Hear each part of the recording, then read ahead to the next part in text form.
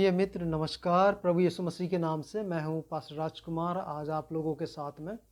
और मैं बताना चाहता हूं कि जब हम आपके पास साथ आए हैं, तो हम अध्ययन कर रहे हैं यूहन्ना रचित सुसमाचार, जो कि परमेश्वर का वचन है।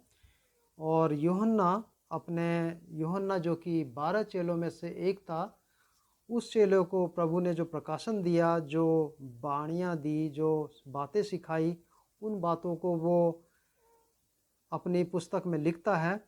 और ये जो इसका लेखन काल है वो लगभग 85 ईस्वी में या प्रथम शताब्दी में यूहन्ना ने अपना इस सुसमाचार को लिखा है। और वो चेला जब लिखता है तो वो प्रभु यीशु मसीह के महात्म का वर्णन करता है, और वो बताता है कि प्रभु यीशु मसीह के विषय में उसका जो प्रमुख उद्देश्य है वो ये है कि हम यीशु मसीह पर विश्वास करें। तो हमने पिछले अंक में देखा था कि सभी लोग, दोनों यूहन्ना मिलकर के, पहला यूहन्ना जो बपतिस्मा देने वाला है और जो यूहन्ना चेला है, वो दोनों मिलकर के इस बात को बताते हैं कि हम सब मिलकर के प्रभु यीशु मसीह पर विश्वास करें, क्योंकि वो ज्योति जगत में आ चुकी है। तो आज हम लोग देखेंगे कि जो ज्योति जगत में आई है, दोनों यूहन्नाओं ने मिलकर के हमें बताया कि हम उस परमेश्वर पर विश्वास करें। तो आज का जो वचन है वो ये होगा कि जब हम विश्वास करते हैं प्रभु यीशु मसीह पर, तो हमें क्या लाभ होता है। और उसके बारे में बहुत सारे लाभ यूहन्ना ने गिनाए हैं, लेकिन आज जो लाभ या उसका फ़ायदा है प्रभु यीशु मसीह पर विश्वास करने का, उसको हम देखेंगे। और मैं आप लोगों के लिए एक छोटा सा वचन पढ़ना चाहता हूँ। यहाँ पर प्रभु का वचन बताता है कि वह अपनों के पास आया और उसके अपनों ने उसे ग्रहण नहीं किया, परंतु जितनों ने उसे ग्रहण किया उसने उन्हें परमेश्वर की संतान होने का अधिकार दिया, अर्थात उन्हें जो उसके नाम पर विश्वास करते हैं। वे न तो लहू से, न शरीर की इच्छा से, न मनुष्य की इच्छा से, परंतु परमेश्वर से उत्पन्न हुए हैं। परमेश्वर का वचन हमें बताता है यहाँ पर साफ तरीके से कि वह अपनों के पास आया, परंतु उसके अपनों ने उसे ग्रहण नहीं किया। तो आज जो वचन है वो ये है कि प्रभु यीशु मसीह जो परमेश्वर का पुत्र है, वो अपनों के पास आया। वो अपने कौन थे? वो अपने वो हैं जिनकी परमेश्वर ने स्वयं रचना की थी, क्योंकि पवित्र बाइबल हमें बताती है यूहन्ना के शुरुआती पदों में कि जो कुछ भी उत्पन्न हुआ वो सब कुछ उसी के द्वारा उत्पन्न हुआ, और कुछ भी ऐसा नहीं है जो इस संसार में जो अपने आप उत्पन्न हुआ हो। तो इसी कारण से परमेश्वर का वचन हमें बताता है कि जो कुछ भी उत्पन्न हुआ है वो सब प्रभु यीशु मसीह के अनुग्रह से हुआ, उसके शब्दों से हुआ, उसके सामर्थ्य से हुआ है। तो इसलिए पवित्र बाइबल हमें यहाँ पर कहती है कि वह अपनों के पास आया, लेकिन उसके अपनों ने उसे ग्रहण नहीं किया। लेकिन जितनों ने उसे ग्रहण किया, और ग्रहण करने का यहाँ पर यह अर्थ है कि हम परमेश्वर को विश्वास करें, परमेश्वर के पीछे चलें, परमेश्वर को की बातों का अनुकरण करें और उसको अपने जीवन में लागू करें। तो अगर हम प्रभु के वचनों पर चलते हैं या विश्वास करते हैं या हम उसका अनुकरण करते हैं, उसकी अधीनता में रहते हैं, तो इसी से पता चलता है कि हम प्रभु पर विश्वास करते हैं। और यहाँ पर यूहन्ना इस लेखक ने यहाँ पर बताया कि वह अपनों के पास आया, परंतु उसके अपनों ने उसे ग्रहण नहीं किया। लेकिन जितनों ने ग्रहण किया, जितनों ने प्रभु यीशु मसीह को स्वीकार किया, जितनों ने उसका आदर किया, जितनों ने अपने द्वार खोले, जितनों ने अपने हृदय खोले, जितनों ने अपने परिवार में उसको निमंत्रण किया, उसने उन्हें एक लाभ दिया। और वो लाभ ये है कि हम परमेश्वर की संतान बन जाते हैं। तो यहाँ पर लिखा गया है कि उसने उन्हें परमेश्वर की संतान होने का अधिकार दिया।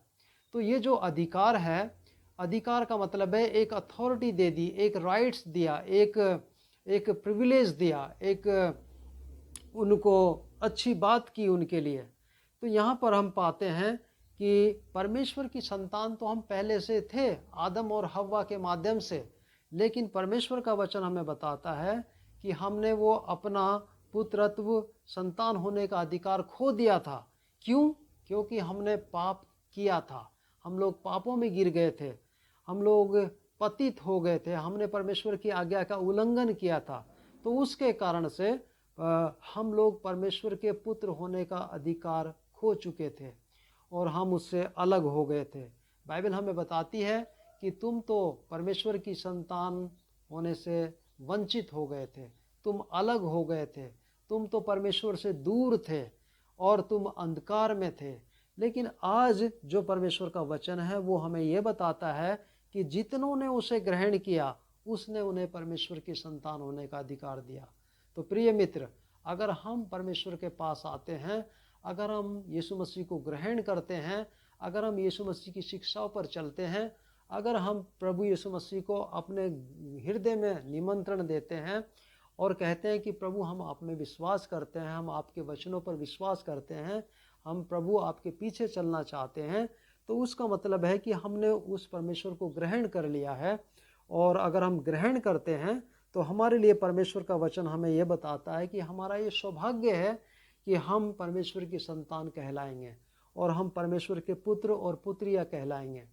तो यहाँ पर जब हम परमेश्वर की संतान बनते हैं तो इसका मतलब ये है कि हम अपने पिता के घर का उत्तराधिकारी बनते हैं। हमें उसकी संपत्ति में, उसके चीज़ों में, उसके राज्य में, उसके स्थानों में कुछ सौभाग्य प्राप्त होंगे जो हमें पहले प्राप्त नहीं थे। तो आज परमेश्वर का वचन हमें यह बताता है कि जितनों ने उसे ग्रहण किया उसने उन्हें परमेश्वर की संतान होने का अधिकार दिया। ग्रहण करने का अर्थ है यहाँ पर बताया गया है, अर्थात उन्हें जो उसके नाम पर विश्वास करते हैं।